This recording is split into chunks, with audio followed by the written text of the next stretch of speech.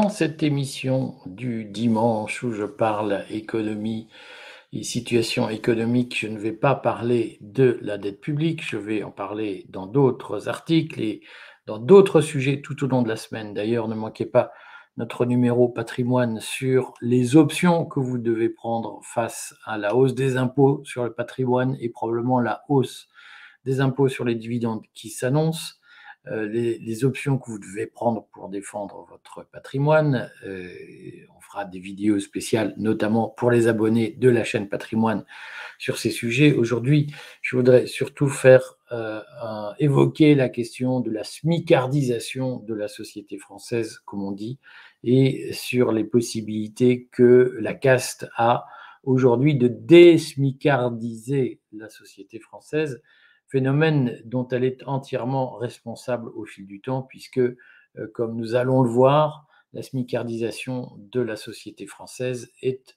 le résultat d'une stratégie qui a été menée par des apprentis sorciers dans une très large mesure, qui ont créé des facilités systématiques pour une espèce d'incitation à payer les salariés au SMIC plutôt qu'à les payer au-dessus du SMIC. Nous allons voir ça. Mais en tout cas, cette stratégie aujourd'hui constitue une véritable trappe à bas salaire qui crée un lourd mécontentement et en même temps une impasse. Lourd mécontentement puisque de nombreux Français sont condamnés au fond à avoir un salaire très proche du SMIC. Et en même temps, il est extrêmement difficile de sortir de cette situation inextricable sans pratiquer une réforme de structure totale de la sécurité sociale en France, notamment de l'assurance maladie, mais aussi de l'assurance retraite.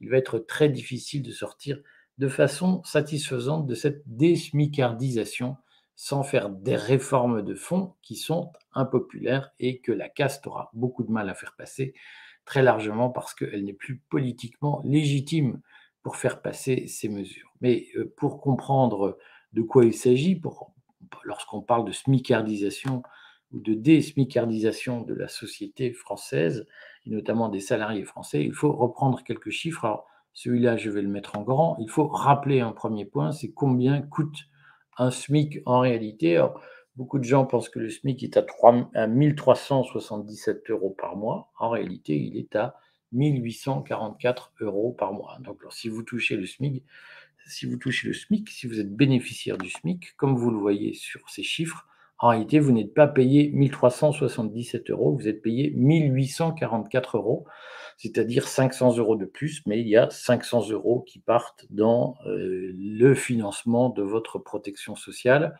notamment votre retraite et votre assurance maladie. Hein. Donc, si vous faites un rapide calcul, votre retraite, vous la financez à peu près à hauteur de 300 euros par mois lorsque vous êtes au SMIC. Ça veut dire que, donc charges patronales comprises, bien entendu, ça veut dire qu'en un an, vous avez à peu près payé 3 600 euros de retraite et vous allez le faire pendant à peu près 40 ans. On fait un calcul à la louche. Ça vous fait 3 600 euros fois 40, environ 140 000, 150 000 euros payés pendant toute votre vie si vous passez toute votre vie au SMIC. 150 000 euros de cotisation payées en tout, et puis vous allez passer en moyenne 22 ans à la retraite avec une retraite d'environ 1 000 euros. Ça vous fera 12 000 euros par an pendant 22 ans. Donc vous êtes gagnant dans ce système de retraite. C'est ça qu'il faut comprendre, même si votre retraite est très basse. Mais grâce aux allègements de cotisation, nous allons y venir, eh bien, votre SMIC, qui est à 1003, qui vous permet de toucher 1377 euros par mois, on le sait, c'est très peu, eh bien, il coûte à l'employeur 1844 euros, c'est-à-dire que vous êtes en réalité payé 1850 euros. Alors, ce qu'il faut comprendre, c'est que ces phénomènes de coût du travail, ils s'inscrivent dans une compétition internationale où les pays de l'Europe de l'Ouest sont globalement très proches les uns des autres en termes de coût du travail. Vous le voyez ici, on le voit en moyenne, un salarié belge est payé 47 euros de l'heure, un salarié français 43 euros de l'heure, presque comme un salarié allemand, un salarié hollandais 42,50 euros, Et en moyenne, dans la zone euro, les salariés sont payés 36 euros de l'heure, moins de 30 euros en Italie, moins de 25 euros de l'heure en Espagne. C'est ça qu'il faut comprendre, c'est que par rapport à nos concurrents espagnols, le salaire horaire en France est pratiquement le double en moyenne. Et donc, puisque nous vivons dans un monde sans frontières, dans le cadre de l'Europe, dans un marché unique, eh bien, les produits français, lorsqu'ils sont concurrents des produits espagnols, sont fabriqués avec une main-d'œuvre 2 fois plus chère. Ça explique beaucoup de choses, notamment dans le domaine de l'agriculture ou dans le domaine de l'industrie agroalimentaire. L'agro-industrie italienne ou espagnole sont beaucoup plus compétitives que l'agro-industrie française. Bien entendu, le coût du travail n'explique pas tout dans ce domaine. Il y a d'autres phénomènes qui jouent sur la compétitivité des produits, mais on voit bien que le salaire horaire en France, il est très élevé. En tout cas, il est aussi élevé qu'en Allemagne, aussi élevé qu'aux Pays-Bas, aussi élevé qu'en Belgique, donc aussi élevé face à nos concurrents, et que nous avons un sujet aujourd'hui sur les bas salaires, puisque lorsque nous devons affronter la concurrence italienne ou espagnole, eh bien, il faut baisser le prix des salaires les moins élevés pour rester compétitif. Et c'est une explication de ce qui va suivre, c'est-à-dire que très longtemps, la France a eu du mal à trouver le plein emploi pour les plus bas salaires, encore aujourd'hui. Et donc, les plus bas salaires, le chômage des bas salaires, le chômage des moins qualifiés, c'est le nœud, l'espèce de casse-tête des économistes français depuis plus d'une trentaine d'années, puisque c'est ce qu'on a appelé l'enrichissement de la croissance en emploi. Chaque fois qu'il y a eu des phases de croissance, on a eu du mal à réduire le chômage des emplois les moins qualifiés. Et ça s'est expliqué en partie parce que nos salaires les moins qualifiés coûtent beaucoup plus cher que les salaires moins qualifiés en Italie, en Espagne ou dans le reste de l'Europe. On a tous en tête l'installation de Dacia en Roumanie, enfin le rachat par Renault de Dacia en Roumanie et la délocalisation de la production des voitures bon marché en Roumanie, notamment pour économiser sur les salaires. C'est tout le sujet des bas salaires en France. Alors face à ce casse-tête éternel de comment on fait pour réduire le chômage dans les emplois les moins qualifiés, eh bien, il y a eu une théorie qui disait, et je l'ai résumée dans une étude que j'ai trouvée, je ne sais plus où d'ailleurs, mais qui résume assez bien les différentes théories qui ont entouré la politique de réduction des cotisations sociales, des allègements de cotisations sociales sur les salaires les moins élevés. Alors, vous voyez qu'au tournant des années 2000, eh bien, il y a eu floraison de théories économiques qui ont été déployées, notamment par les économiciens de la caste. On retrouve Cahuc notamment, qui sont des gens qui ont expliqué qu'on pouvait conserver une protection sociale coûteuse tout en diminuant le chômage des moins qualifiés grâce à une politique d'allègement de charges ciblée sur les plus bas salaires.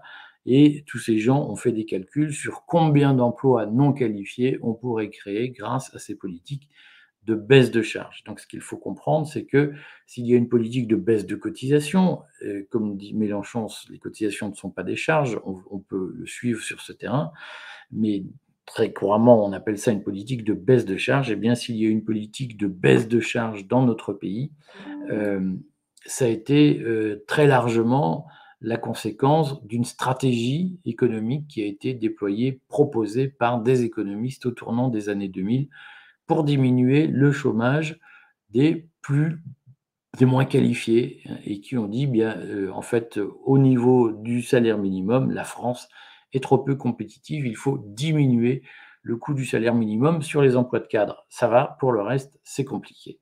Et donc, ces théoriciens ont débouché sur cette politique que je vous montre.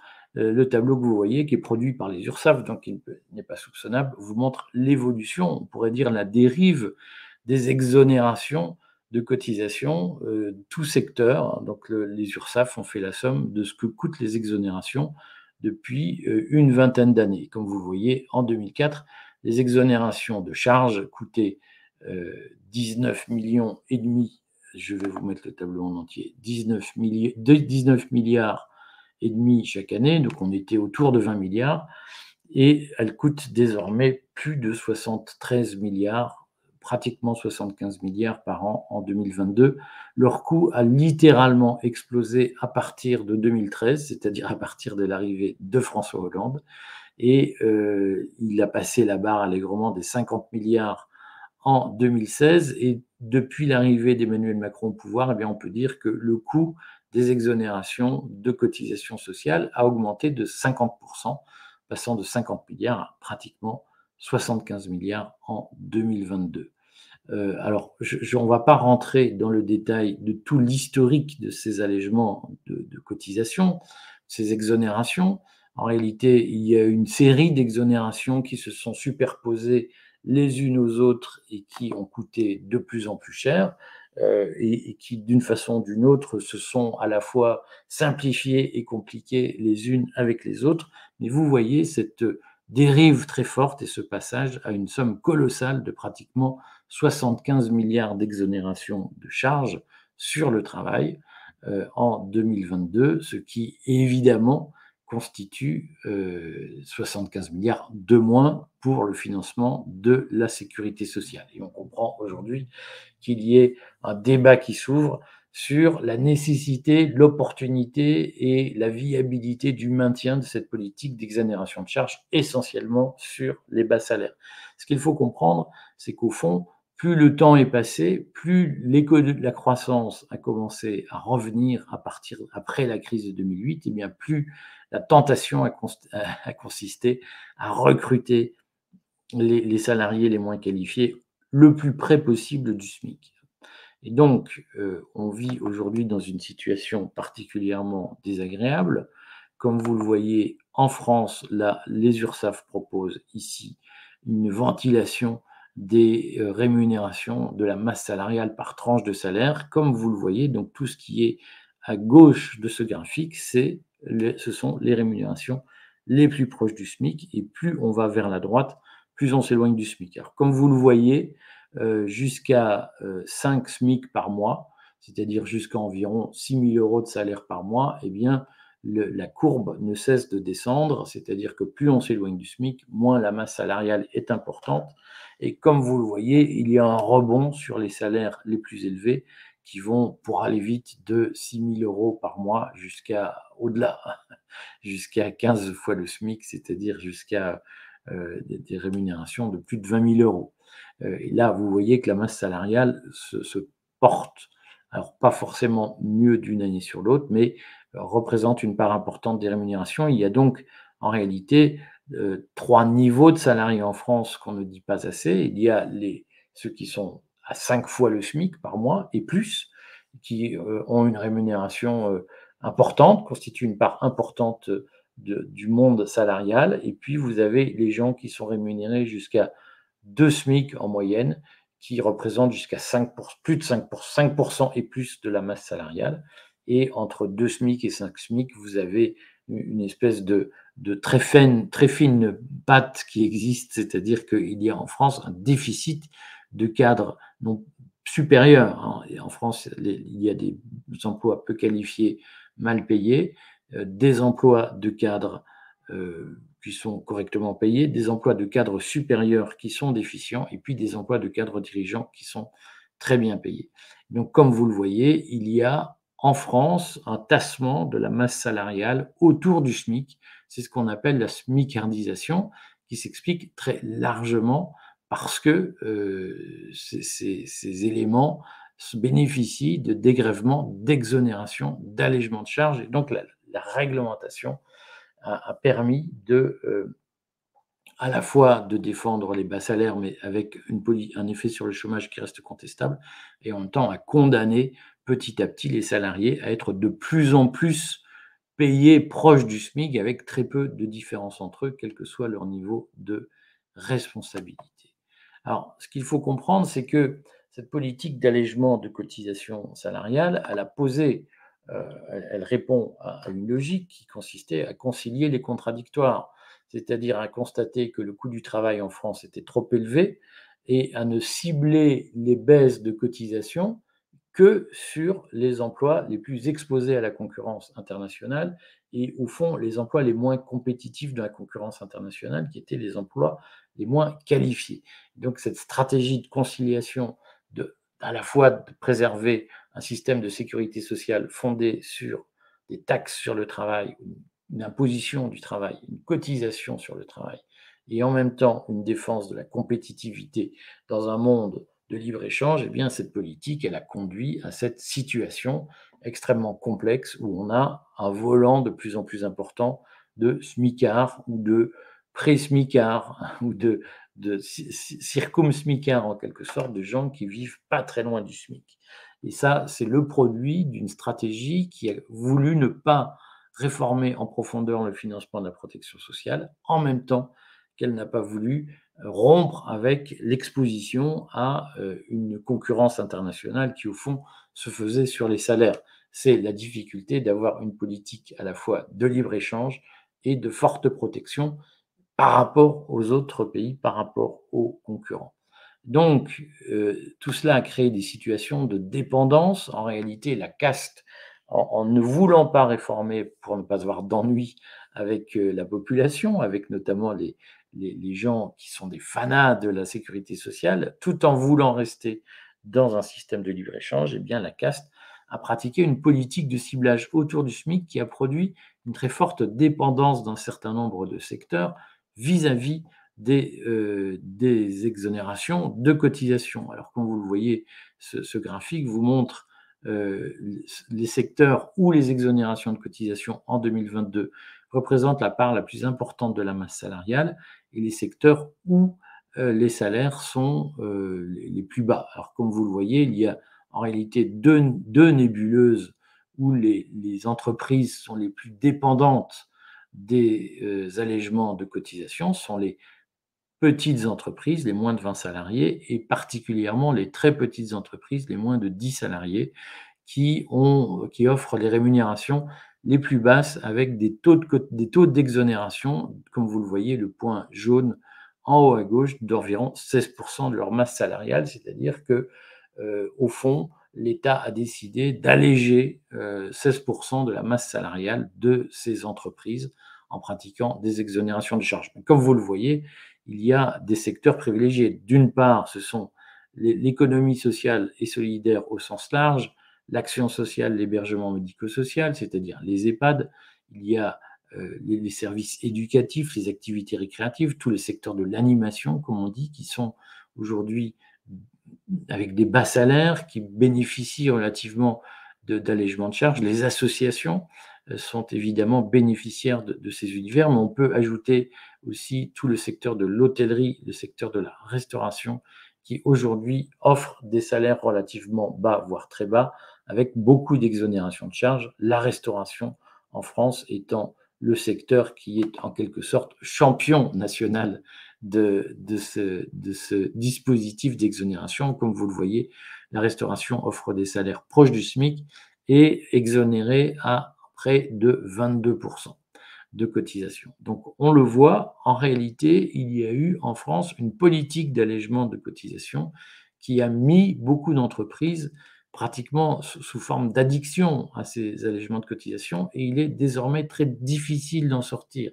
Et c'est là qu'on voit que la trappe se referme, c'est-à-dire que l'allègement de charges initialement qui coûtait moins de 20 milliards, maintenant en coûte plus du triple, pratiquement le quadruple, et beaucoup de secteurs ne peuvent plus s'en passer. Et l'autre conséquence, c'est que on n'est pas bien sûr qu'il y ait une baisse du chômage dans les métiers les moins qualifiés, mais en revanche, on est sûr que les métiers les moins qualifiés stagnent désormais autour du SMIC. Et donc, cette politique, comme d'habitude, qui vise à ménager la chèvre et le chou, à ne jamais réformer, à ne jamais prendre de mesures de structure, eh bien, cette politique, elle débouche sur une situation de mécontentement généralisé. On n'a pas réglé la question du chômage et en même temps, on n'a pas réglé la question de la rémunération trop basse qui ne permet plus aux salariés de s'en sortir. Donc, si on résume, il y a aujourd'hui une dépendance très forte des petites et surtout des très petites entreprises aux allègements de cotisation, très forte dépendance de l'économie sociale et solidaire